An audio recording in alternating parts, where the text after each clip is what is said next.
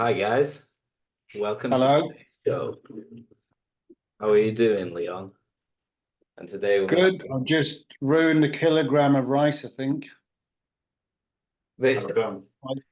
Good. What happened?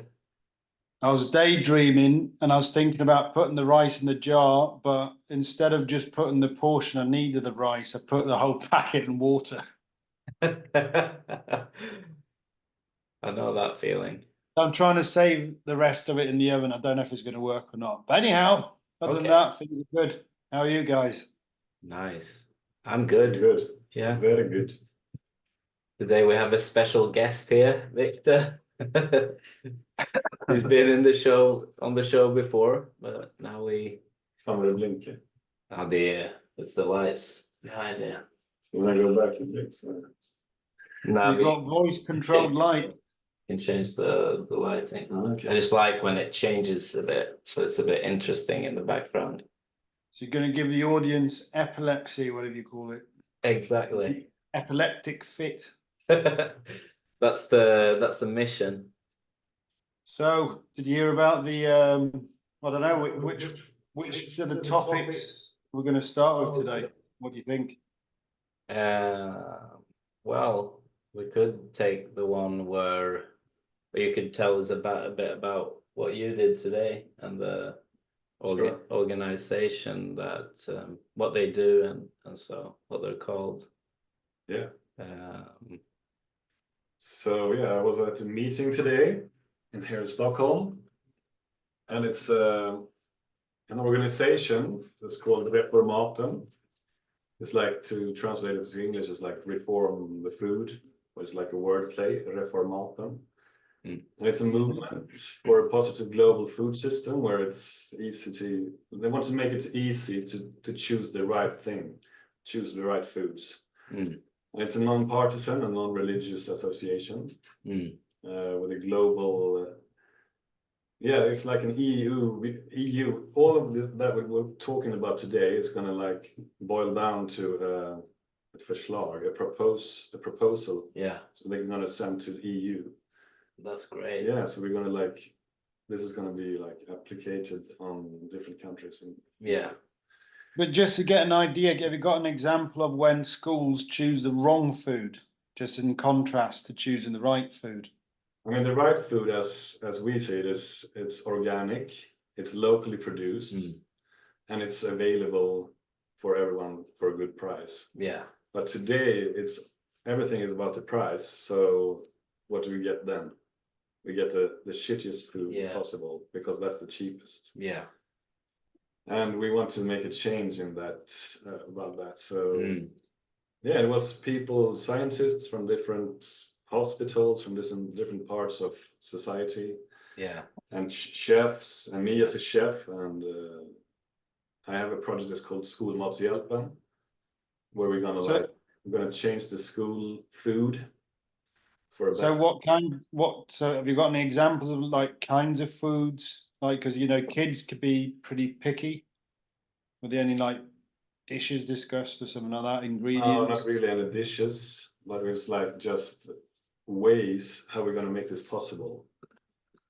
And yeah, it was a lot of proposals I was saying that came up today, and yeah, we're gonna have more meetings. Possibilities, maybe. Yeah. Yeah. And we just brainstormed like a tankesmedja. I don't know what's called in Swedish, but yeah, it's brainstorming. Yeah. And it was like the system for the day was it's called World Cafe. And it's like different tables with different topics. Yeah. And people moved around and like discussed that topic, and then moved to the other table and discussed that topic. And in between we like mingle and like talk to each other and have a coffee and everything like that. So yeah, it was really good. I've made lots of good contacts for the future. So I was just going to say, maybe people are wondering, like, why were you there out of all the people? Like, how come you got a connection to the food industry? Because I've been a chef for 20 years, and I've been working at many types of restaurants in different countries, in Norway, in Sweden. I've been down to South Africa as well, where I actually studied the South African food culture and organic. I visit organic farmers and stuff. Really nice. And my project now, me and my friend Hugo, we have a project called Skolmatshjälpen. And a good friend of mine, Cecilia. And that translates into The school help, isn't it? School food help. Yeah. Yeah, indirect translation. Yeah, but We're going to make, because the food in the schools in Sweden, we are one of 2 countries, I think, that have free school food. yeah. I mean, which is good. But you know what Really kids good. think Yeah, of it's school good. food, it hasn't got the best reputation always. Oh, it hasn't got the it's best a good thing, though. reputation. We need to raise that Awareness. but that's more respect and more, Yeah. because there's lacking so many points in this type of food. Like Because, more decency to the food, Yeah. like yeah, because proper food. yeah, because the chefs that works in the schools are not the most educated. Yeah. So we want to educate them more. And we want to educate the children as well, and also the teachers, and also bring in the parents also to have like projects where they can. So we bring more respect for the food, and because it's a big problem that the children don't like the food. Yeah. And they, instead of eating the food in the schools, they go like to McDonald's and stuff and eat crap food. Yeah. Which in turn make their stomachs, the gut bacteria bad. And also that is connected to how you think. Yeah. And that's why also like the Swedish school results is plummeting, I think. It's a connection there. Yeah. We become what we eat. We become what we eat. It's so true. So if we want to become better people, we got to eat better stuff, and we have to grow. We have to have an initiative to grow better stuff, and put a lot of weight on that too.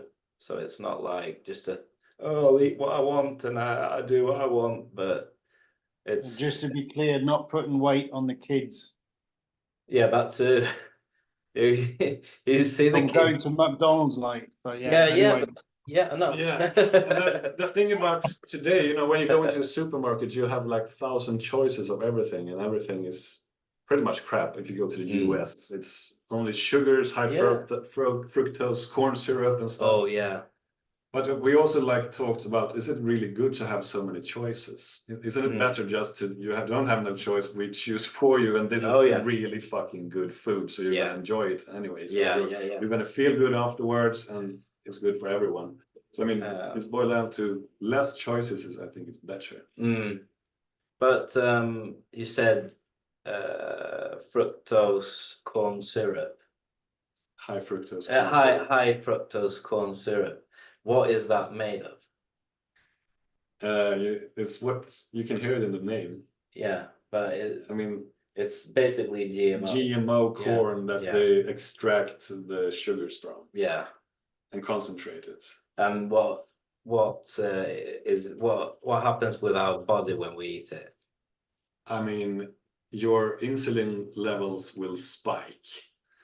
And if you eat that a lot, you know, and what happens when you have a high blood sugar is that sooner or later the cells in your body will block the insulin, because the insulin is like a key to open up yourself to take the nutrition. Yeah. But when your blood is saturated with insulin, sooner or later the cells will block it, and you will have a lot of sugar just going through your system, and your cells won't take it up and burn it. So that is going to be stored as fat in your body. And also, what does cancer cells live on? Sugar. So when you have so much sugar going through your blood system, you just give in the cancer food. Yes, exactly. So that's why the kids won't be able to focus properly and stuff like that with the exactly. Going up and down. I've sort of seen that nowadays when you go into school, and it's just like it's just this noise pollution, really. And like my what's it called, uncle, he works in the schools, and he's nearly deaf. He can't hear anything. You have to scream at him, you know, for him to hear something. He's like, what is he, probably 55 or something like that. But he's like, oh, when he talks, because I don't think he hears anything. He's been working in schools. Everyone's like mad there too, like screaming, and he works there in Grimstad School. Close to where I live. Yeah. It's like 100 meters from there. Yeah. There's a lot of fucking noise from there, actually. Isn't it? Yeah. That's what I mean. It's like that could probably be a solution for that too. Yeah, definitely. Definitely. Better food, more nutrition, better kids. Yeah, and also like engage the kids in cooking food at school and growing vegetables as well. Because if you know how to grow vegetables and you know the effort that's put into it, you will have more respect for the food. Definitely. Because if you don't know where the food comes from, we just served a portion of food. You have no connection to where it comes from. The farmer who grew it, the soil where it's grown. It's a place where you maybe know where your relatives live or something. I got a connection to that. This from there. Wow, I'm going to eat this with respect now. But if you don't know anything about it, and it's and people saying it's shit, like people who are more influencers in the classroom and stuff, you're going to be influenced by that negativity as well. Definitely. But if those people are engaged in cooking food and maybe like a taste panel, or what do you say? Yeah. Smakpanel. Yeah. They're gonna be have more respect for it, and that's gonna like trickle down to the other people as well. Yeah. Definitely. I think it's a really good idea. This Reformaten, this movement for positive global food system, can anyone go to those meetings and attend? They invite people there, so it's not open for everyone. You don't have to. It's not like WEF where you have to like pay 10 million to join. No. No. It's like, yeah, I went to the most expensive ski resort ever and I didn't do skiing. I paid 10 million. That's a nice segue to, I mean, did you see the clip that James sent about the WF this morning? Yeah, I actually did, but can you please put it up? It would be really fun to Yeah, I can see it. I'll see if I find it. But anyway, I mean, food's important, just like in conclusion. So it's a good idea that someone's working on the case, so to speak. So it's going to be interesting to hear the development on this. Definitely. Yeah. Or do you want me to put it up? Doesn't matter really. I'll click the link. Oh, looks fact check this. False information, that's the only thing it says, and I can't play it. See you. Oh yeah. Do you want me to put it up? Yeah, go for it, because it won't let me play it for some reason. It's been censored. Have you seen this, Victor? I've seen this, yeah.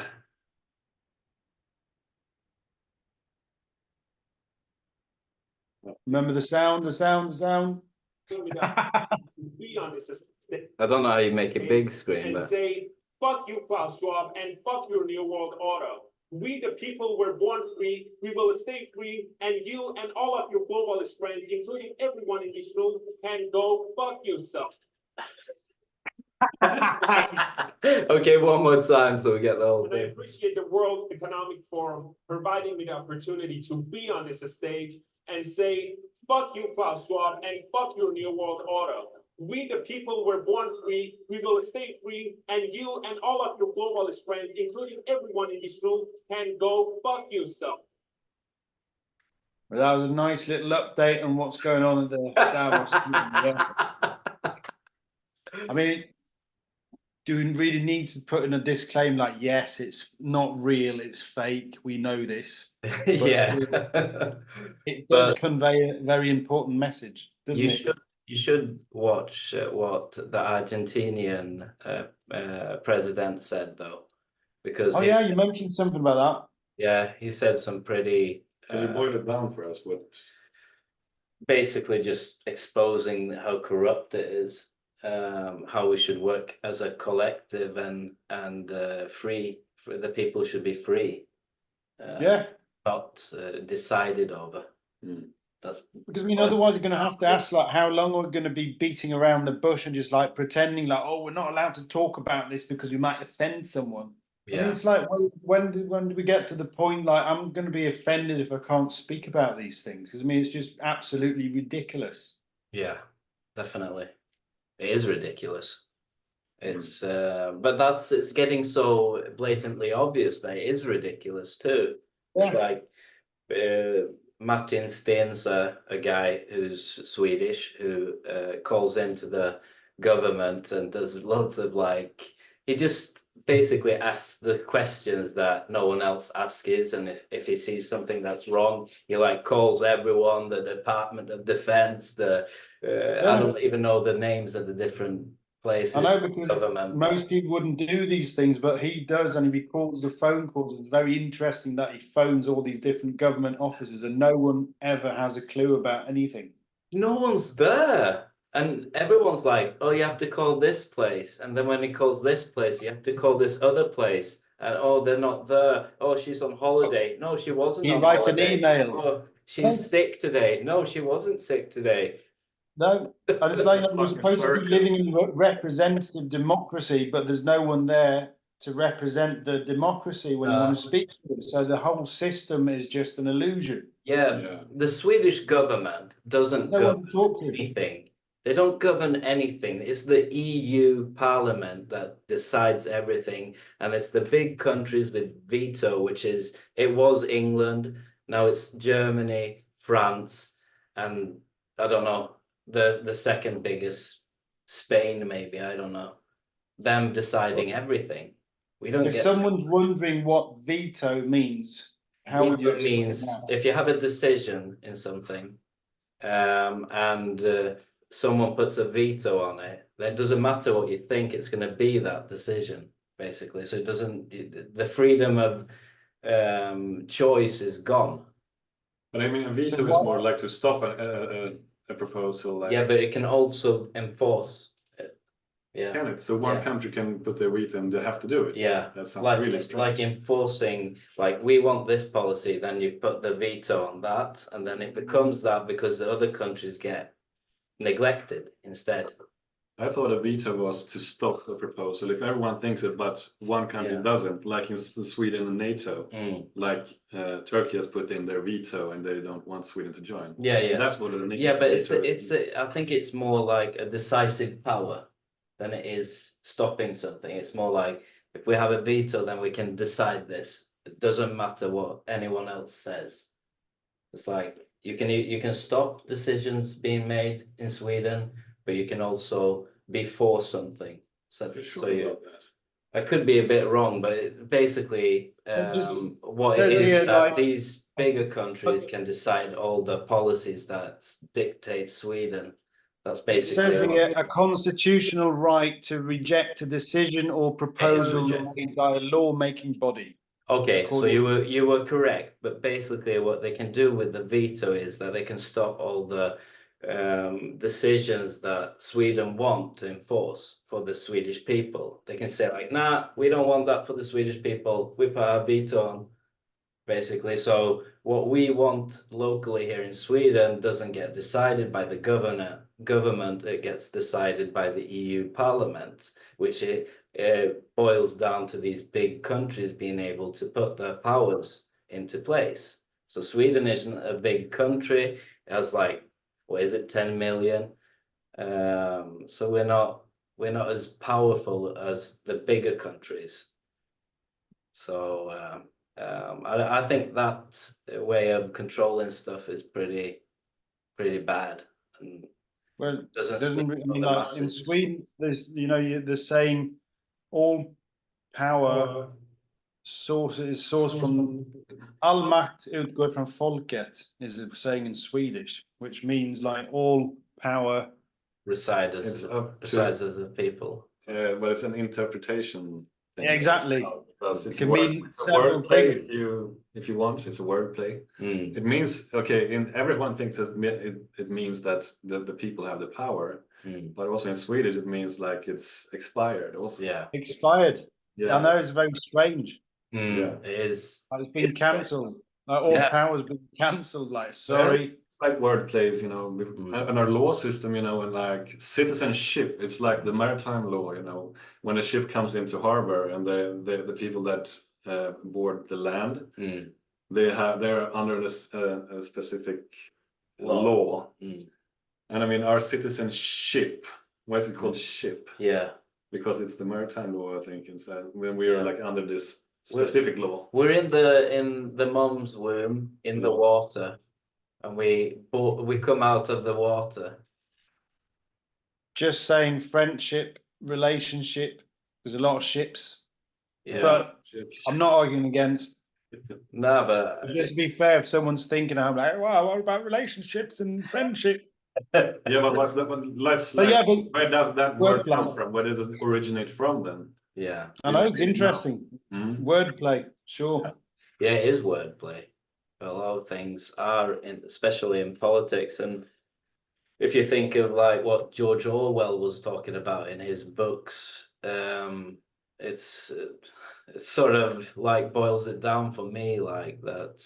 Just these animals, just the pigs in the animal farm, just changing a few words, like from maybe you can do this to you shall do this, you know, just changing the words to make it like illegal to do it, you know. It changes the whole dynamic. And that's why I like that reference to George Orwell, because that's really what's happening. Where did you go? Oh, sorry, I'm trying to save my rice. All right, okay, understand. Yeah, but I put the rice in the oven to dry. You don't parboiled rice. Well, it's pre-soaked. Yeah.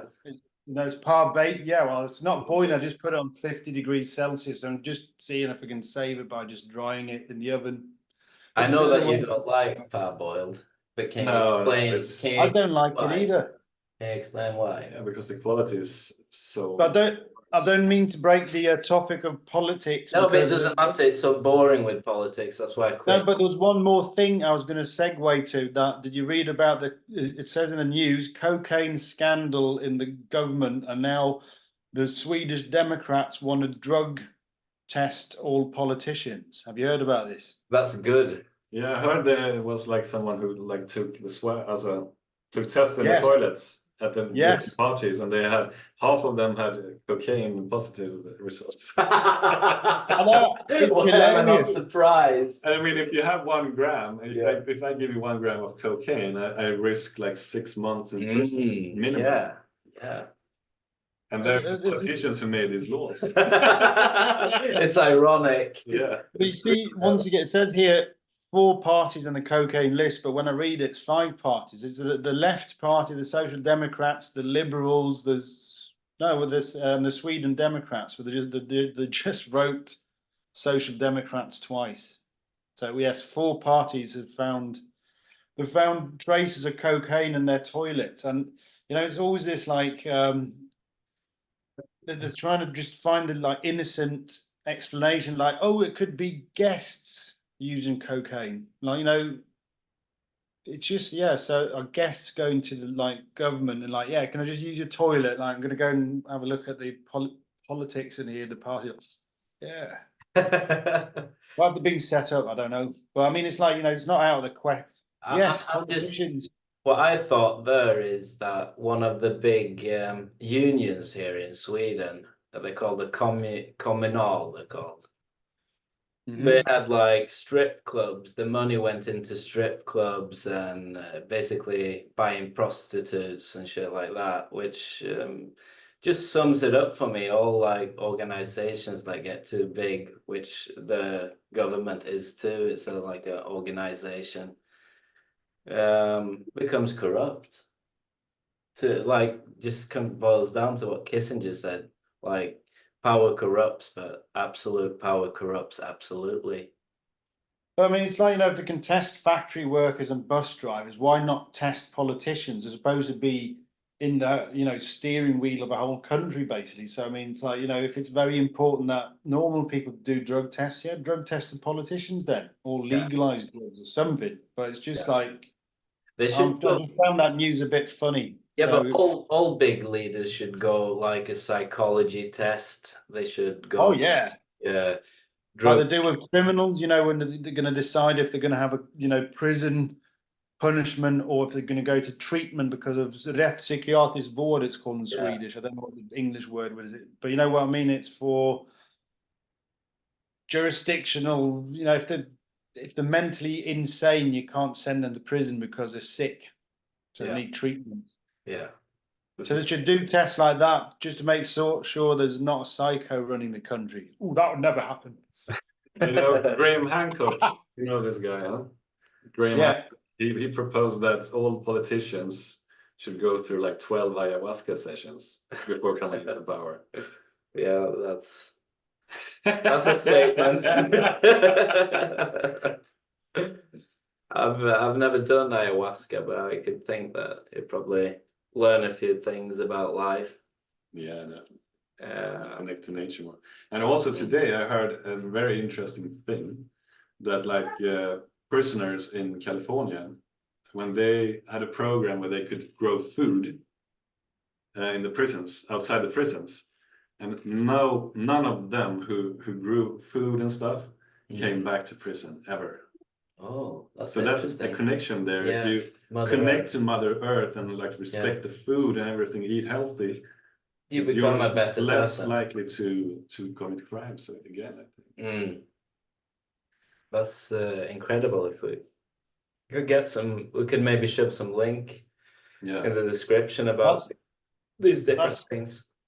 That's certainly an interesting point. And while we're still talking about politics, I saw the news that Sweden's NATO application is missing from like Hungary's agenda, like what they're going to open their parliament with. So and Turkey's still not accepted Sweden into NATO. So we're just going to see how that's going to develop. Doesn't look too bright for the NATO, you know, NATO gang. I don't want NATO, by the way.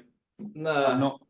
I don't think anyone in Sweden really wants any war machine. Well, no, not war, but I mean, I know people who want to join NATO. I've been in arguments about that today, and they're like, "Oh, we're going to join NATO." It's like, yeah, but not protection from Americans. Like they stand for freedom of peace and democracy and familiar values. If they say anything, it's like the right wing, you know, of America. I don't know. The whole politic system is like basically talking right wing American. Yeah, it's just like the wrong direction in my eyes. I don't want to see weapons. I don't want to see warships. I don't want to see warplanes. I want to see us moving in more mature directions, like using communication and actually seeing leaders communicate with each other around topics. But this is never happening because you can't make the same amount of money, like 60 billion kroner off the Ukraine war, like the Wallenberg families profited. And I even saw an advert today. I think I sent you the picture. If you know, there's a screenshot from Instagram where it says Ukraine is on its way to be the largest building site or the building market in the world. Would you like to invest in this historical business proposal? I mean, it's absolutely horrible. Like, you know, making money off other people's suffering, and that's also like, you know, one step in the wrong direction. Should be like profiting off building up war zones. So it's, if you ask me, it's totally wrong. Sorry, my rice is boiling. I agree. What did you say? Your rice is boiling now. My rice is boiling. Down on 2, and then just leave it till it's good. As soon as it boils, you put it down to the second one, and then it's going to be ready in a couple of minutes. Well, I use the technique of boiling rice in a lot of water rather than just putting like double the amount of water than rice, and then just pour the water off, because to try and get rid of like things like arsenic and stuff in the rice and other stuff, So I've heard that it's good to boil rice in loads of water. What do you say about this, Victor? Yeah, that's true. You should rinse the rice before, just like. I've done that twice. And if you boil it in a lot of water, the arsenic will come out in the water and you can pour it off. But Yes. if you use the other technique and let the water boil into the rice, the arsenic will be in the rice. Exactly. So that's why I'm avoiding that technique. And it's basically it's because where they grow rice, they don't have sufficient water. It's polluted, the water. That's why it's arsenic in it. It's not naturally arsenic in rice, really. It's because of the bad water, because of the soil and stuff. Yeah, I think. Where it's been treated. Yeah. It looks like we're going to end. Well, there's just 5 minutes left. But the other thing was, what do you think about the name change of Stockholm's largest sports arena, which used to be called Friends Arena? Are you going to present the new name? Strawberry Arena.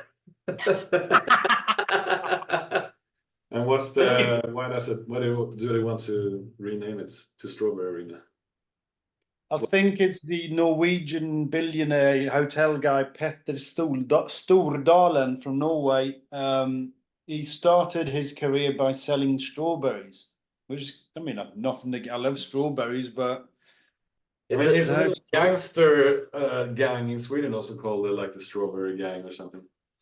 Like the Turkish or the Kurdish fox against the Strawberry Gang. I've heard of that. So it could be.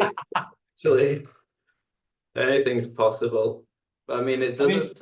I mean, for an arena where there's basically two teams, big teams in Stockholm sharing it, and it's called Strawberry, it doesn't sound so cool. One thing would be if it would be called Strawberry Fields, like in Liverpool instead of Anfield. Yeah, that'd be cool. yeah. Okay. Anyway, I'm gonna have to go, guys. Yeah.